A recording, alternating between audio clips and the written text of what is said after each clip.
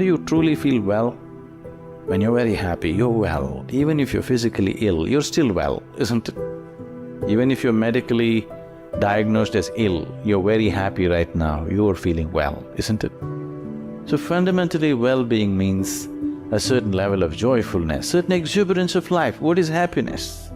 We can say happiness is this, that, but in terms of life, your life energies are happening in a more exuberant way than it normally happens. Depression means your life energies have become very low and stale. Happiness means your life energies are exuberant. There are many ways of describing happiness, but only those who are happy know what it means to be happy. There is nobody who's not been happy. Everybody's been happy. But the problem is they're not able to maintain it, that's all, isn't it? Everybody's been happy. In the last 24 hours, how many moments of joy have you known? 1, 2, 3, how many? Maybe you can count on your fingers. Many people have nothing to count. When you were 5 years of age, a child, how many moments of joy did you know in 24 hours? Lots of them, isn't it? Somebody had to make you unhappy. Now somebody has to make you happy, isn't it? The whole equation has gotten reversed somehow. All this effort of life, everything that you did, education, career, business, family, whatever you did, everything was in pursuit of happiness, is it so? Everything that humanity has done on this planet is in pursuit of happiness, is it so? In the last 100 years, we have done too much on this planet. With the use of science and technology, we have changed the very face of this planet. Today, we have the kind of comforts and conveniences that no other generation could ever even imagine. Yes? What royalty could not afford 100 years ago, today average citizens have, isn't it so?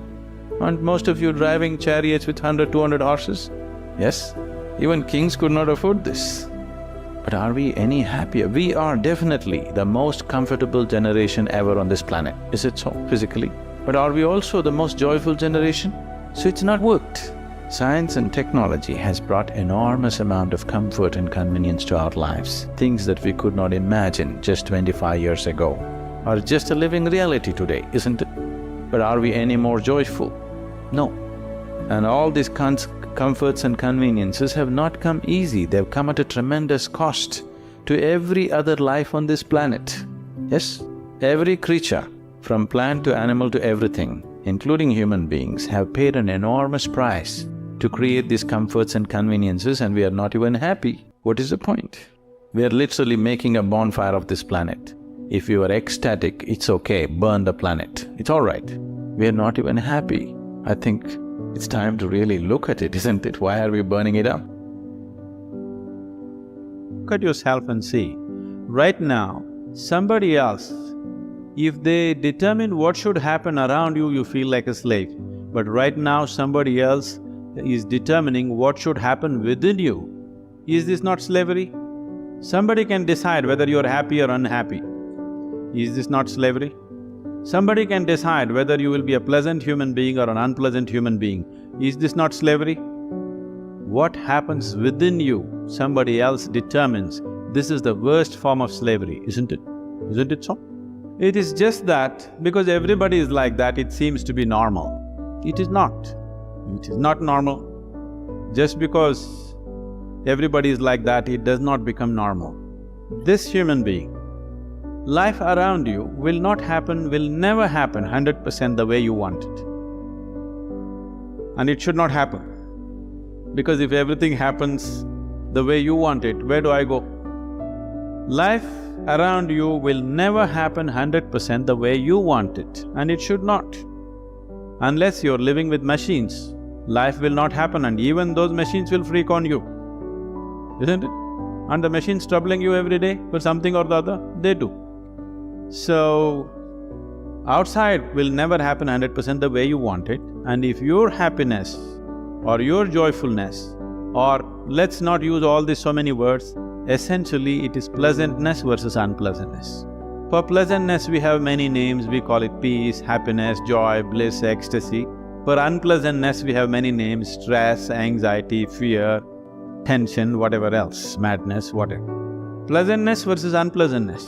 If your pleasantness is dependent upon what happens around you, the chances of you being pleasant all the time is remote, isn't it? In the very nature of things, it's not possible. Only if you are able to create a distance between this and that, it is possible in the sense, whenever things don't work, there is a habit in lots of people, they will look up.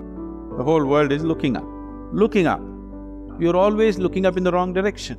You're invariably looking up in the wrong direction, isn't it so? Maybe at a certain moment of whatever Greenwich Mean Time, 0 hours, when you looked up, maybe you hit the heaven. Rest of the time you're always looking in the wrong direction, isn't it so? So in this cosmic space, is there somebody who knows which is up and which is down? Does somebody know? Huh? Is there somewhere, is it marked this side up? Nobody knows which is up, which is down, it's just an assumption, isn't it? Do you know really which is north, which is south? In the real sense, do you know what is north and south? It is just for our convenience, we just fixed it, isn't it? Yes or no? Do you know what's east and west? No. Do you know what is forward and backward? You do not know. None of these things you know. There is only one thing you can be certain of right now. This is, you know what is outward, what is inward. This one thing you're sure, isn't it? This is inward, this is outward. This is the only privilege you have. What is outward, what is inward, this is all you know. Just in case someday if you get enlightened, you will lose that also. That's what happened to me. Now I don't know which is inward, which is outward, which is me, which is not me, that's why I'm all over the world. Because I don't know whether this is me or that is me. Where do you see me right now? Within yourself. Where do you hear me right now? Within yourself. Where have you seen the whole world? Within yourself. Have you ever experienced anything outside of yourself? Everything that ever happened to you, darkness and light happened within you, pain and pleasure happened within you, joy and misery happened within you. Have you ever experienced anything outside of yourself? So what I am asking you is, what happens within you? Who should determine how it should happen? What happens within you? Who should determine how this should happen? Somebody else?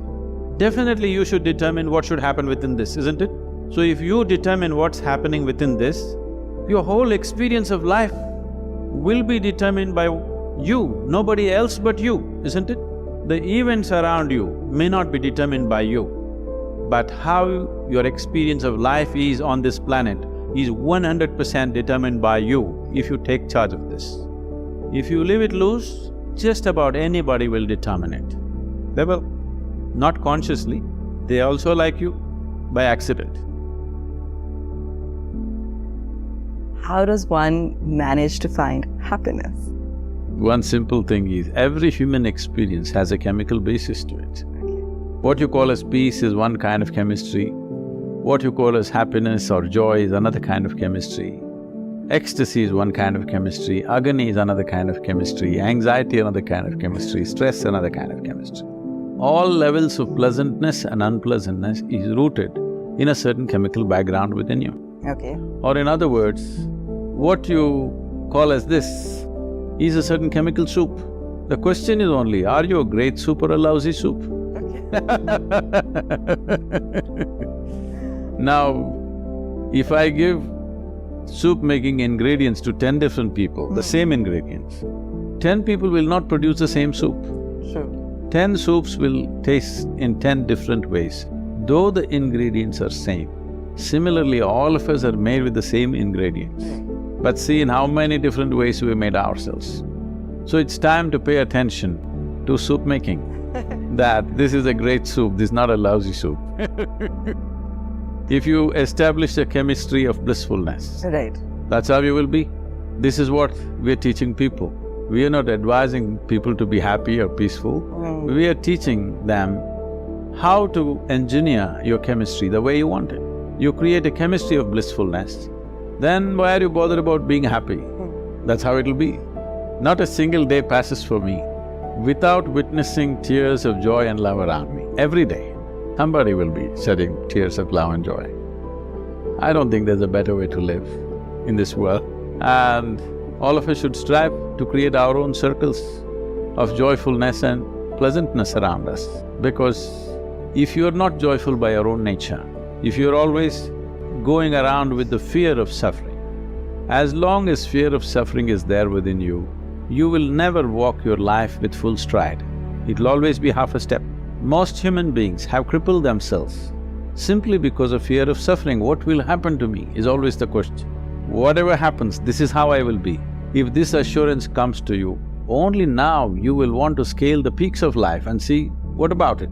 If it happens, makes no difference to you. If it doesn't happen, makes no difference to you. That's when you would like to really explore every dimension of life. So first and foremost thing is this, that your way of being is not determined by what's around you. If you bring this one aspect to you, there is no fear of suffering. Once there is no fear of suffering, you will traverse the breadth and length of this life without hesitation.